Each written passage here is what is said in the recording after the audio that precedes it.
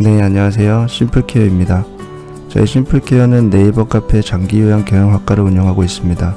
아래 주소를 검색하시거나 네이버 카페에서 장기요양 경영학과를 검색 후 가입 승인 받으시면 필요한 정보나 자료를 얻으실 수 있습니다.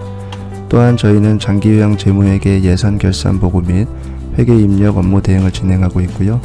장기요양 사업 관련 법, 제도, 노무, 세무, 회계 관련해서 무료 상담을 진행하고 있습니다. 아래 번호로 전화 주시거나 메시지 주시면 상담 받으실 수 있습니다.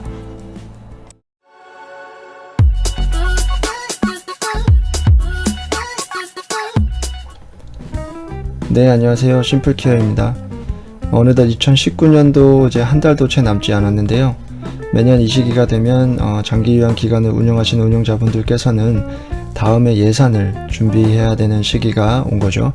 그래서 저희 심플케어에서는 2018년 그리고 2019년에 이어서 2020년 장기요양 재무회계 예산안 작성 방법에 대해서 영상을 만들어서 배포하고 있습니다. 해당 영상에서 사용되는 프로그램은 아래 번호로 문의를 주시면 구입이 가능합니다. 그래서 이번에는 첫 번째 영상으로서 방문요양의 세입 예산안을 작성하는 방법에 대해서 알아보도록 하겠습니다.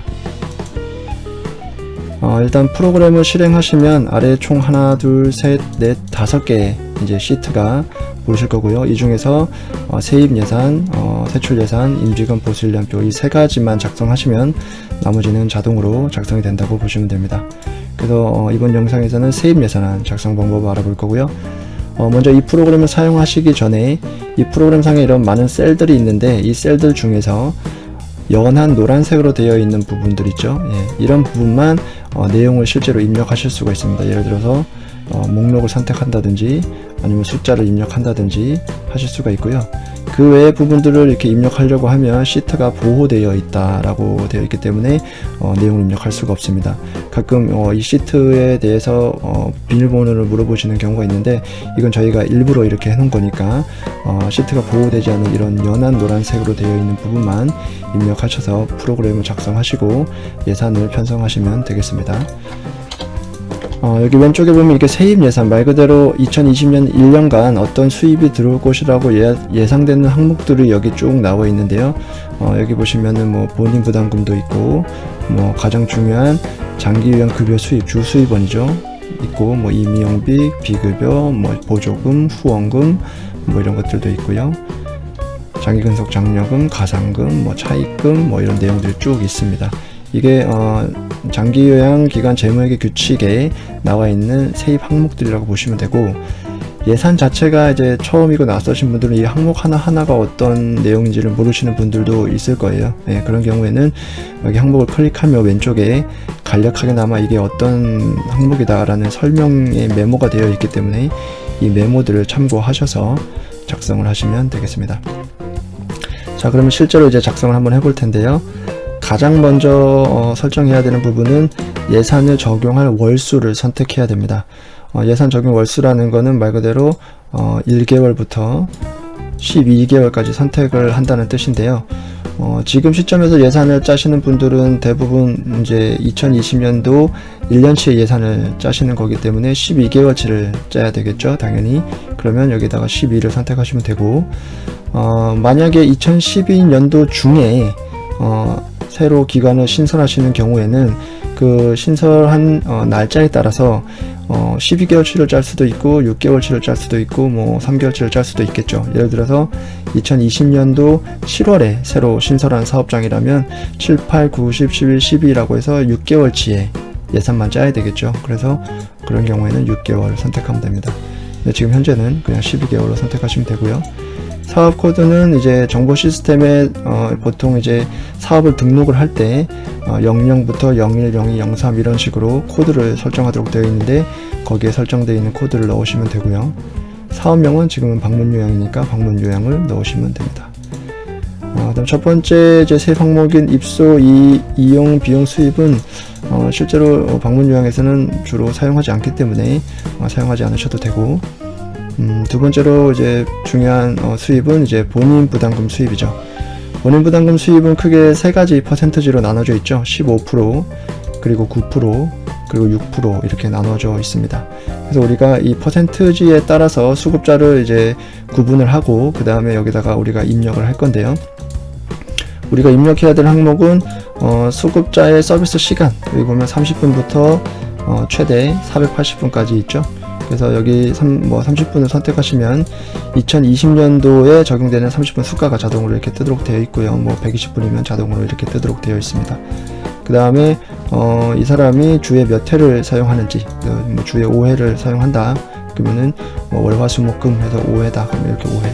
그래서 이렇게 본인 부담률이 같고, 그리고 서비스 이용 시간이 같고, 그리고 주 이용 횟수가 같은 수급자들이 하나로 묶는 겁니다. 그 다음에 그런 사람이 3명이다 그러면 이렇게 3명 이렇게 작성하는 거죠. 다시 한번 설명을 드리면, 자, 본인 부담금을 수급자를 이제 구분을 해서 여기다 각각 입력을 하셔야 되는데, 그 구분할 때는 총 3가지를 기준으로 구분을 합니다. 총 3가지가 같은 수급자를 하나로 묶는다. 첫 번째로는 본인 부담률, 15%냐, 아니면 9%냐, 6%냐, 그리고 본인 부담률이 15%면서 서비스 시간이 똑같이 120분이냐, 60분이냐, 30분이냐 같고, 주 이용 횟수가 3번이냐, 5번이냐 같은 사람. 그러니까 다시 한번 말씀드리면, 본인 부담률이 같고 서비스 시간이 같고 주 이용 횟수가 같은 사람을 요 한 줄에다가 이제 입력을 하는 겁니다. 다시 한번 해볼게요. 본인 부담률이 15%면서 서비스 시간은 60분이고 주에 3회만 이용하는 수급자가 있을 거 아니에요? 그러면 그 수급자가 만약에 5명이다. 그럼 여기다가 5명 이렇게 입력을 하면 됩니다. 그래서 이런 식으로 입력을 하게 되면 여기에 이제 월 이용 일수가 나오고, 연간 이제 만약에 주에 5회를 하게 되면 연간 평균적으로 261일을 서비스를 제공받는 거고, 그런 경우에 이 수가를 곱하게 되면 연간 이제 400만원 정도의 본인 부담금이 발생한다라는 겁니다. 15%가. 자, 그다음 밑으로 내려가서 9%도 마찬가지죠. 똑같이 3가지 기준으로 나누는 겁니다. 똑같이 9%면서 서비스 시간이 같고, 그리고 주 이용 횟수가 같은 수급자를 요 한 줄에다가 입력을 하는 거죠. 그래서 똑같이 본인 부담률이 9%면서 서비스 시간은 150분인데 주 이용 횟수도 똑같이 만약에 4번만 이용한다. 그런 수급자가 만약에 3명이다. 그럼 이렇게 한 줄에 입력을 하는 겁니다. 자, 6%도 마찬가지죠. 본인 부담률이 똑같이 6%고, 그리고 시간분이 만약에 180분을 하면서 주 이용 횟수가 5일을 이용하는 수급자가, 그러니까 본인 부담률과 서비스 이용 시간과 주 이용 횟수가 같은 수급자가 있을 거 아니에요. 그런 사람이 만약에 2명이다. 그럼 이렇게 한 줄에다 입력하면 그 사람에 대한 1년치, 그러니까 12개월치의 본인 부담금이 자동으로 계산이 되는 겁니다. 자, 이렇게 본인 부담금은 이렇게 계산을 하면 되고요. 그 다음에 본인 부담금을 이렇게 계산을 하면 밑으로 쭉 내려다 보면 장기요양급여 수입은 자동으로 계산이 됩니다. 자동으로 계산이 될 수 있겠죠. 우리가 어쨌든 받는 돈은 본인 부담금 플러스 장기요양급여 수입에서 100%를 받는 거니까, 만약에 15%를 받는 본인 부담금이 이만큼을 받는다면 나머지 85%는 자동으로 계산이 되겠죠. 마찬가지로 9%를 받는 수급자가 이만큼을 받는다면 본인 부담금을 나머지 91%는 자동으로 계산이 되는 거고요. 그리고 6%를 받는 본인 부담금에 대한 금액이 계산이 됐다면 나머지 94%에 대한 것은 자동으로 계산이 되는 겁니다. 그래서 본인 부담금만 잘 구분해서 입력을 하면 장기요양급여 수입은 자동으로 계산된다라는 점 참고하시면 되고요. 그 다음에 임의용비라는 것은 이제 비급여죠. 비급여 항목이라는 것은 원래 기본적으로는 수급자에게는 본인 부담금만 받도록 이제 제도상으로 되어 있는데, 그 외에 어떠한 서비스를 제공하고 추가로 돈을 받는 게 이제 비급여죠. 그 비급여 항목 중에서 임의용비, 보통 이발을 해준다든지 머리를 깎아준다든지 이런 경우에 받는 돈이 있을 것이라고 예상되는 돈이 있다면 1년치를 여기다 넣으시면 됩니다. 기타 비급여 수입이라는 것은 말 그대로 여기 보면 이용, 미용비를 제외한 비급여, 그 외에도 만약에 비급여 받는 게 있다면 대부분은 없죠. 하지만 센터 사정에 따라서 특별하게 또 받는 게 있을 수도 있으니까 그런 경우에는 1년간 이 정도 받을 것이라고 예상되는 금액을 넣으시면 됩니다. 사업 수입이라는 것은 보통 여기 보면 써있죠. 입소자, 이용자가 제작한 물품을 판매해서 발생되는 수익 이런 건데, 대부분은 방문 요양에서는 사업 수입이 없죠. 하지만 아까 말씀드린 이 예처럼 뭐 수급자들이 뭔가 어떤 것을 뭐 프로그램을 통해서 물건을 만들어서 그 물건을 판매해서 발생하는 수입이 있다면 또는 있을 것으로 예상이 된다면 여기다가 작성을 하게 됩니다. 1년치를. 관연도 수입. 관연도 수입이라는 것은 말 그대로 관연도는 이제 전년도죠. 전년도에 원래 수입으로서 돈이 들어왔어야 되는데 전년도에 못 들어오고 다음 해에 들어올 것으로 예상되는 거. 예를 들어서 뭐 이런 경우가 있겠죠. 실제로 우리가 2019년 이제 11월에 서비스를 제공하면 이제 수가는 그 다음 달인 그러니까 2019년 12월에 이제 수가를 받게 되는데 우리가 여기 장기요양 급여 수입이죠. 근데 뭐 청구를 잘못했다든지 아니면 뭔가 잘못된 부분이 있어서 11월 수가를 원래는 12월에 받아야 되는데 그 다음에 1월에 받을 수도 있겠죠. 그러니까 그런 경우가 만약에 있다면 우리는 관연도 수입이 원래는 12월에 들어왔어야 되는 건데 2020년도 1월에 들어올 것으로 예상된다라고 해서 여기다 관연도 수입을 잡을 수가 있겠죠. 그 다음에 국고보조금, 뭐 시도보조금, 시군구 보조금 말 그대로 국가에서, 시도에서, 시군구에서 받는 보조금이 있다면 여기다 입력하시면 됩니다. 기타 보조금이라는 것은 여기서 말하는 국가, 시도, 시군구를 제외한 어떤 뭐 민간 단체라든지 그런 데서부터 그리고 사회복지기금 뭐 이런 공동사업 뭐 이런 것들 있죠. 이런 보조금 받는 게 있다면 여기다가 입력하시면 되고요. 후원금이 있는데요. 후원금은 이제 두 가지로 나누는데 지정 후원금과 비지정 후원금으로 나눕니다. 여기 뭐 내용을 읽어보시면 알겠지만 큰 틀에서 말씀드리면 지정 후원금이라는 것은 후원을 하는 주체가 이 후원금을 어디다 써달라. 그러니까 그 쓸모를 정해주는 거죠. 그러니까 내가 이걸 후원을 할 테니까 이걸 여기다 써달라라고 해서 그 쓰임새를 지정하는 게 지정 후원금이고요. 보통은 이제 지정 후원금이 아니죠. 그냥 후원만 하는 경우가 발생하는데 그런 경우에는 쓰임새를 따로 정하지 않았기 때문에 후원하는 주체가 그런 경우에는 그냥 비지정 후원금이라고 보시면 됩니다. 그래서 지정 후원금이든 비지정 후원금이든 내가 2020년 1년간 받을 것으로 예상되는 금액이 있다면 여기다 넣으시면 됩니다. 이 항목들은 말 그대로 해당되는 경우에만 입력을 하는 거고요. 뭐 해당되는 사항이 없다면 입력하지 않으셔도 되는 거죠. 그 다음에 장기요양 급여 수입은 아까 위에서 말씀드린 대로 본인 부담금을 이제 작성하면 자동으로 이렇게 85%, 91%, 94% 이렇게 되고요. 장기요양 급여 수입 만약에 100% 받는 경우가 있다면 여기다가 기초생활수급자라든지 이런 경우가 있다면 이제 여기다가 입력을 하는 거죠. 그런 경우에 여기다가 똑같이 입력하는 겁니다. 기초생활수급자가 똑같이 60분을 하고 주 이용 횟수가 뭐 4번인데 뭐 이런 사람이 2명이다. 2명 이렇게 입력을 하면 됩니다.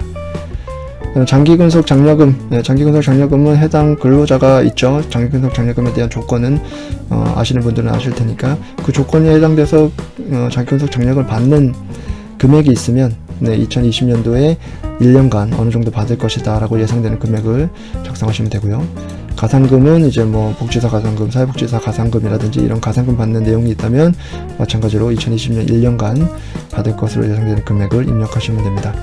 차입금에는 크게 금융기관 차입금과 기타 차입금이 있는데요. 금융기관이라는 것은 말 그대로 뭐 은행이나 보험사나 뭐 이런 데서부터 받는 차입금이 있다면 이제 금융기관 차입금이 되는 거고 그 금융기관을 제외한 개인이나 단체로부터 받는 차입금이 있다면 이제 기타 차입금이 되는 거죠. 법인 전입금이라는 것은 법인에서, 그러니까 법인이 있고 그 법인 안에 장기요양 사업을 운영하는 경우에 만약에 기관에 돈이 부족한 경우 법인에서 돈을 전입해주는, 말 그대로 돈을 이제 넣어주는 경우가 있죠. 그런 경우에는 그것을 법인 전입금으로서 이제 수입을 잡으면 되고, 후원금 형식으로 하는 경우에는 법인 전입금 후원금으로 하시면 됩니다. 기타 전입금이라는 것은 이제 법인이 아니라 보통은 이제 특히 방문 요양은 개인이 운영하는 경우가 거의 90% 이상이니까 개인이 자기 기관을 운영하면서 내가 기관에 돈이 없어서 대표자가 돈을 넣을 수도 있고 운영자가 돈을 넣을 수도 있잖아요. 그런 경우에 그것은 이제 전입금 형식으로서 보시면 기타 법인 개인 설치 운영자로부터 운영 지원금이라고 해서 돈을 넣을 수 있을 때 그때 사용하는 게 이제 기타 전입금입니다. 기타 전입금 후원금도 말 그대로 그 성질이 후원금 성질일 경우에는 이제 후원금을 처리를 하는 거고요. 전년도 이월금, 전년도 이월금이라는 것은 지금 2020년도 예산을 작성하고 있는 거기 때문에 2019년도 12월 31일이 됐을 때 계좌상에 만약에 잔액이 남아 있다면 대부분은 남아 있겠죠.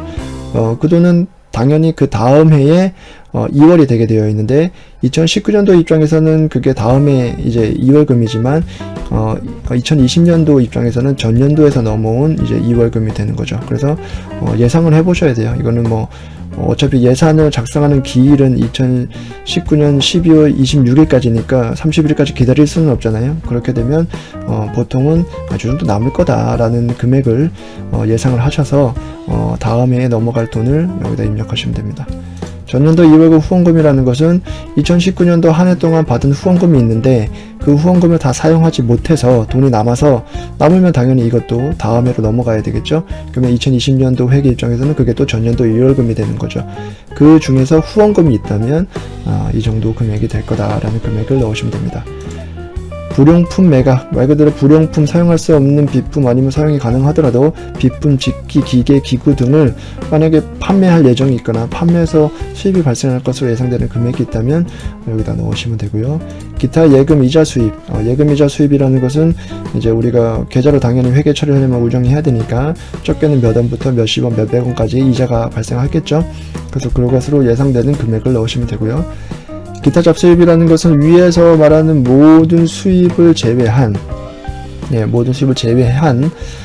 수입을 기타 잡수입이라고 합니다. 근데 일반적으로 기타 잡수입에 사용되는 항목은 일자리 안정자금 같은 경우에는 우리가 기타 잡수입으로서 수입 처리하고 그 다음에 기간 운영상에 사용을 하게 됩니다. 여기 보면 수입 중에 이제 운영 충당 적립금이라는 게 있고 시설 환경 개선 준비금이라는 게 있는데 운영 충당금과 시설 환경 개선 준비금이라는 것은 특별 회계라고 해서 이제 우리가 본 회계를 제외하고 따로 회계를 운영해야 되는 경우가 있는데 말 그대로 본 회계에서 지출해서 적립을 하게 되면 특별 회계에서는 그것을 수입으로 잡아야 되기 때문에 그런 경우에 이제 사용하는 수입 항목이라고 보시면 됩니다. 그래서 이렇게 이번 영상에서는 장기요양 재무회계, 그 중에서 방문요양, 세입 예산안 작성 방법에 대해서 알아봤고요. 다음 영상에서는 방문요양의 세출 예산안 작성 방법에 대해서 알아보도록 하겠습니다. 네, 감사합니다. 영상이 유익하셨다면 구독과 좋아요 그리고 알람을 설정하시면 새로운 영상을 바로바로 받아보실 수 있습니다.